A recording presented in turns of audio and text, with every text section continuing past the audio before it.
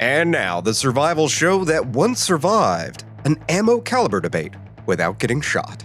In this episode, we discuss how much ammo to actually store. This will be a short back to basics show. People often wrestle with how much ammo is actually enough. Well, today we're going to try to put things in perspective for you. Howdy and welcome to In the Rabbit Hole's Urban Survival Podcast. This is episode number 212. I'm your host, Aaron, and you are in the rabbit hole, safe and sound.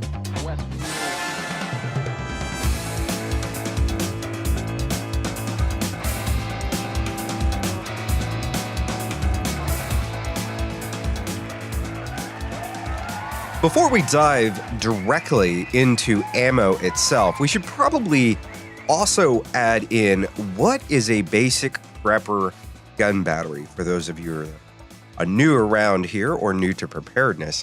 And this is pretty standard. When you get into preparedness, this is a very standard judge of what guns you should have. What is a basic battery of guns? This isn't to say that you must have all of these weapons or you are just going to die in the apocalypse. That is not at all what I'm saying here. And everything I say today should be prefaced with, if you have the means, that is the money, and you can afford this, then by all means, that is what you should do. This is not a hard, fast rule. This is not everybody should run out tomorrow and buy 4 guns or 10,000 rounds or 20,000 or 50,000 rounds of ammo. That is not at all what I'm saying. This is a general guide, and I think that is something that should also be acknowledged, is that people often take everything as hard, fast rules. If you don't have this, you are wrong and you are just going to die. And that is just not true, because that is also all betting on that person who has never been in an apocalypse of any kind, most likely, knows for certain what the hell they're talking about. And that also assumes that is the end-all be-all, that there are no other considerations. But with all that mushing and mashing about, it's simple. 4 guns, a rifle in a medium-sized large caliber, 22 long rifle, and that can either be in a rifle or a pistol. I personally prefer that to be in a rifle. To me, that makes more sense. A shotgun, either in 12 or 20 gauge, whatever floats your boat there, and a handgun in the caliber that you are most comfortable with shooting and will practice with often. So let's explain these a little bit more. Not going to go into a lot of detail here, but the rifle should be a cartridge for taking medium-sized game in your area and defense where maybe situations require that you reach out a little bit further. And of course, what that further is depends on your abilities. It would make absolutely no freaking sense for you to go out and buy, say, a .338 Lapua or something in a 50 caliber round, or that takes a 50 caliber casing or something like that. One of these really big freaking bullets, right? If your abilities do not match that cartridge's capabilities, and if you are realistically never going to spend the time and money behind that trigger, learning to use it and learning to maximize it. So what are your abilities now? What are your abilities realistically going to be in the near future? And then base your buying decision off of that. I can tell you, a 5.56 goes out to 600 yards just fine. Most people cannot shoot to 600 yards, not with any level of consistency. And then when you start adding in the time monkey, and the time monkey is any kind of stress, like somebody shooting back at you or just having to shoot a certain number of rounds and maybe move and take into other things into consideration, well, 600 yards just goes out the window, right? Like, I'll admit this myself. I have not spent enough time behind the trigger lately. And I would not immediately assume, actually, I'm pretty sure that right now, if I went out and tried to put 10 rounds into 600 yards, I would not be happy with the results. Because again, I haven't been practicing enough in a while. So that is something you have to take into account with all of these things. What realistically can you do right now, and what realistically will you do in the near future? You cannot make all of your buying purchases off of one day I'm going to be able to shoot mile-long shots. No, that is absolute nonsense. Moving on to 22. 22, and if you're new, you may be wondering, why are all these people so obsessed with 22? It doesn't seem like it can do much. 22 actually can do quite a bit. 22 is good for taking small game. It's great for training, marksmanship training, and practice. You get all the fundamentals you need out of a 22. Obviously, if you start getting into really big calibers, there's nuances with that. But really, for the most part, realistically, 22 is going to service the vast majority of your needs. It also has all kinds of other benefits we'll get to in a little while. And then the next thing is a shotgun. And a shotgun is really one of those all-around weapons that does a lot of things pretty well. You can take medium to large size game with it pretty well. It's a great self-defense weapon, and it's going to do things pretty well in a sort of short range. We'll say under 100 yards. Anything over 100 yards, not so much. But under 100 yards, it is an excellent weapon for a lot of things, or excellent weapon and tool for a lot of things. The final one is a handgun, and a handgun becomes an obsession for a lot of people, and that's great. It's a lot of fun and everything else. It is a good self-defense weapon for when a long gun is impractical and not available, and that's it. And again, all of these things should be in calibers or cartridge packages, however you want to say that, that you are going to practice with often. Moving away from your basic prepper arsenal. Now, if you had that lineup, you're pretty much good for just about anything. From that point on, if you wanted to get more guns, it would be totally up to you, but that is really kind of the basic. And again, this is not a hard, fast rule or an episode meant to give you an excuse to go buy new toys. Let's get into how much ammo you should actually store. This becomes a really hard thing for a lot of people because it's a very nebulous topic. So we get into, well, not only how much ammo are you going to store, but of the ammo you're going to store, are you going to store a whole lot of defensive ammo, the expensive, nice stuff? Or are you going to, store a whole bunch of ball ammo? We'll use 9mm as an example. Great, somebody convinces you need 10,000 rounds of 9mm. Is that 10,000 rounds of 9mm in ball ammo, or is that 9,000 rounds of ball ammo and 1,000 rounds of jacketed hollow point? What are we talking about here? And that's where we have to start having discussions about, well, what is realistic and what is realistic and what is probable and what is good for the individual, not as a hard, fast rule. So let's take an example. Let's assume that we knew a collapse was coming, and this collapse, somehow we magically knew, was going to last for 3 years. Well, taking everything that we might have to do on a day-to-day basis into consideration for 3 years, how much ammo would we use? Who knows? So let's take 5 rounds a day. 5 rounds a day is an easy number we can work with and we can play around with and get an idea of things. So if you used 5 rounds a day, that's actually kind of a lot of shooting anyway. But if you are expending 5 rounds a day for a year, that is 1,825 rounds. If we expand that out over 3 years, that is 5,475 rounds. So where the hell does this 10,000 round number come from? I mean, who is this mall ninja having these rolling gun battles, being one man against all odds, right? That's 5 rounds a day, every day, over the course of 3 years, and we're still only at around a little over 5,000 rounds here. So 10,000 doesn't make a lot of sense. And that's one thing that I want to kind of get out there right away, is that when people throw out the number 10,000 rounds, it's kind of absolute nonsense. It's someone who has thought of things a thimble deep and just decided 10,000 rounds sounds good, or just regurgitating something somebody else has said. So, okay, 5 rounds a day. 5 doesn't sound like a lot, right? On a daily basis. But think about it. I mean, how many rounds are you going to expend in one day in the collapse, realistically not getting into a crap load of gunfights, which we'll get into why you're not going to in a bit, But that pretty much would take care of your basic daily hunting needs. We'll say we'll throw in a few rounds for personal defense and a few rounds for practice. And that's we're at about 5 rounds a day. Okay. This is where 22 really makes so much sense for the prepper. Now, these points are relative to this cartridge against other cartridges. So, relatively, it's presently pretty cheap. Even at recent heights, it was pretty cheap. The biggest problem you had was just getting your hands on it. But even then, it was still, compared to other cartridges, it was still pretty cheap.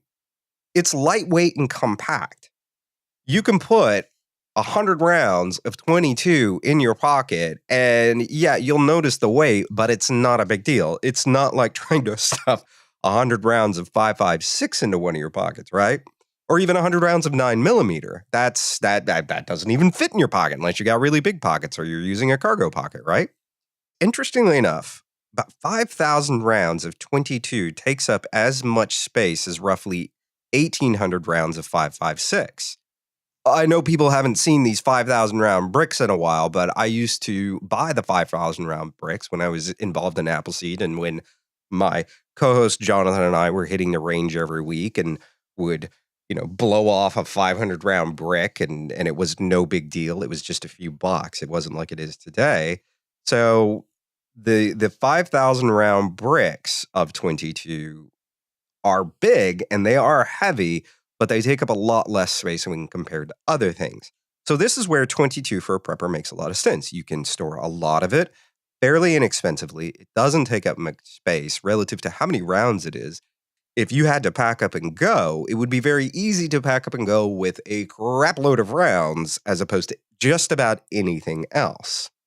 So if you were going to focus ammo storage on a place, I would actually say focusing your ammo storage on 22 would actually make the most sense because on a day-to-day basis, most of your stuff is going to be through this.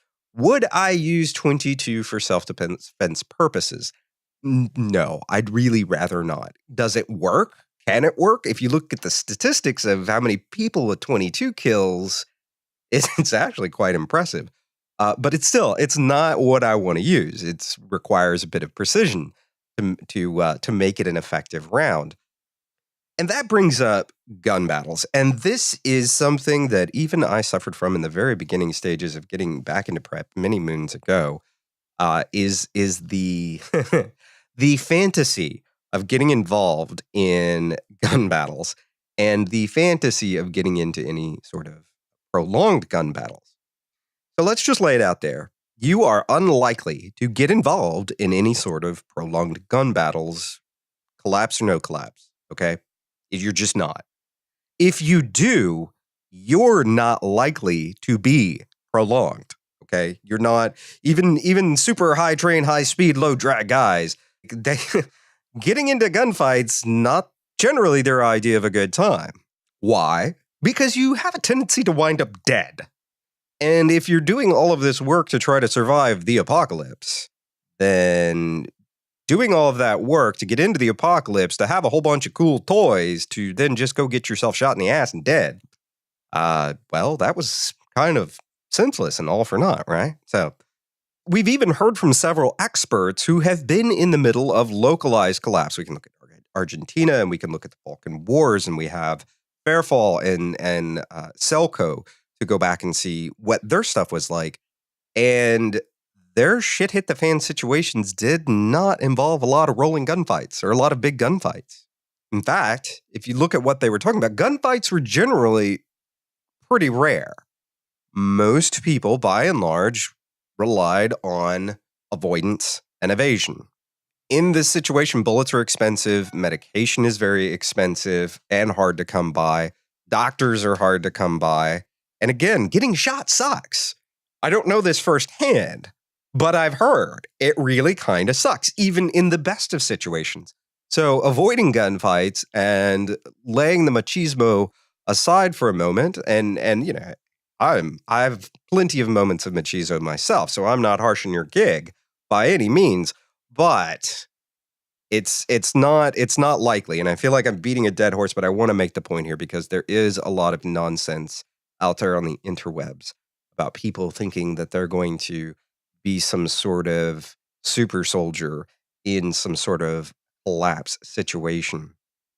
So even as an individual or a small group, your best strategy is really going to be about avoidance and evasion. And so that really starts to reduce the amount of ammo that we should legitimately consider storing. Now, I do want to back up for just a second because I threw out a number there, and I don't want anybody to think that Aaron said that 5,475 rounds is the magic number. That is, in fact, a number I just pulled out of my ass. I want to make that very clear because most of us have nothing to really base a round count on. And that's another point I want to make here.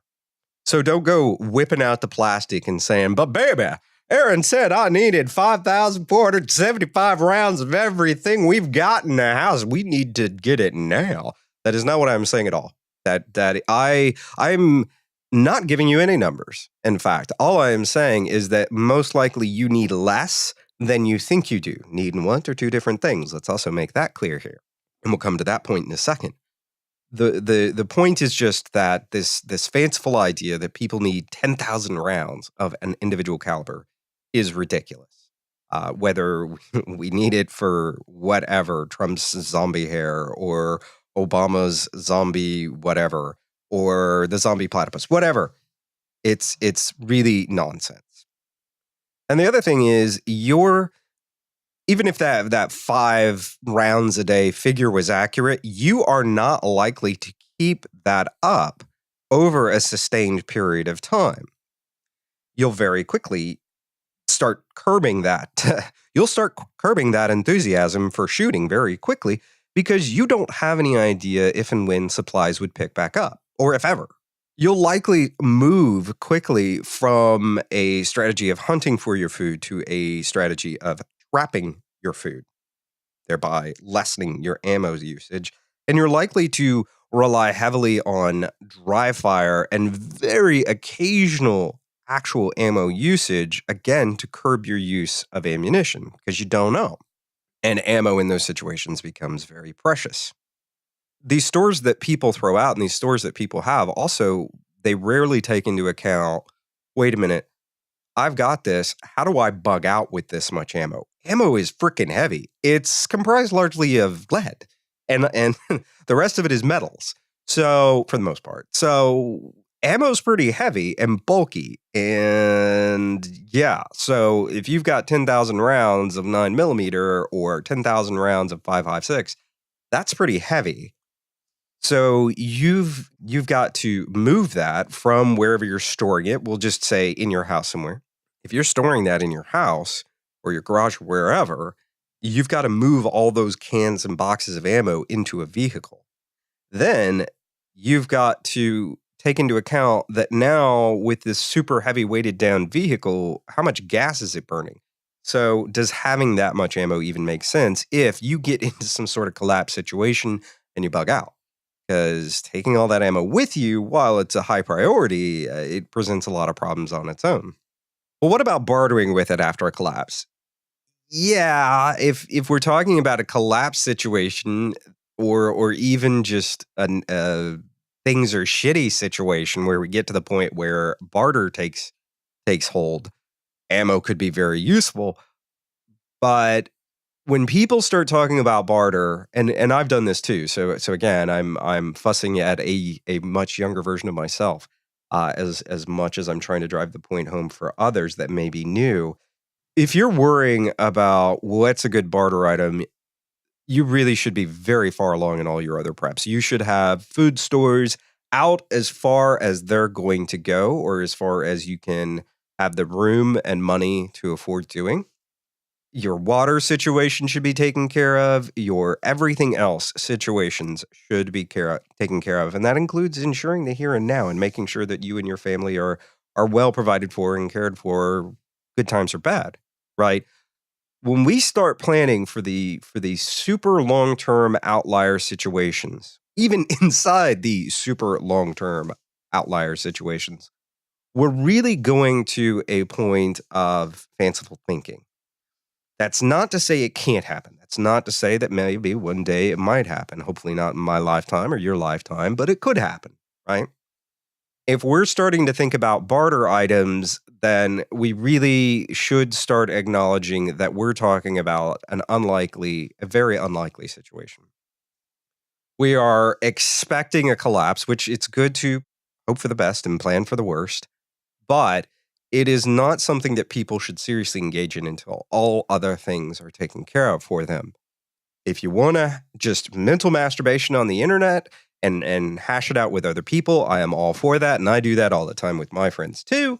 But as far as a thing you actually put into practice and really worry about, I wouldn't. I wouldn't do that. I wouldn't base my financial well-being and stretching budgets then for such a far outlier situation. So why would you have large ammo stores? I mean, after all, I've got to legitimize my own ammo stores here. So why would you? Well, first and foremost, if it makes you feel better. If everything else is taken care of and it makes you feel safe and secure or safe and sound to have large stores and whatever large means to you, then great, by all means, go crazy. Well, don't go crazy, but within reason, go crazy. What are the other reasons? The other reasons are, well, there are ammo shortages. They do happen. We just went through one. And by having stores of ammo, those shortages don't really impact your life. They're annoying, but they don't really impact your life. You can keep moving through things and doing things and practicing your shooting and everything else without much of an issue. So the final answer is, what's going to make you feel good? How much storage space can you dedicate to this? And how much can you afford without using the zombie apocalypse or any other sort of apocalypse as your justification for what you're doing? Show notes, resources, and links from this episode can be found at intherabbithole.com/E212. Support the show. Remember, In the Rabbit Hole is kept on the air by support from listeners just like you. Go to itrh.net today to become a supporting In the Rabbit Hole Roving Horde Armada member. That is itrh.net. With that, we wrap up episode number 212 from the Lone Star State. Till next time, stay safe and sound.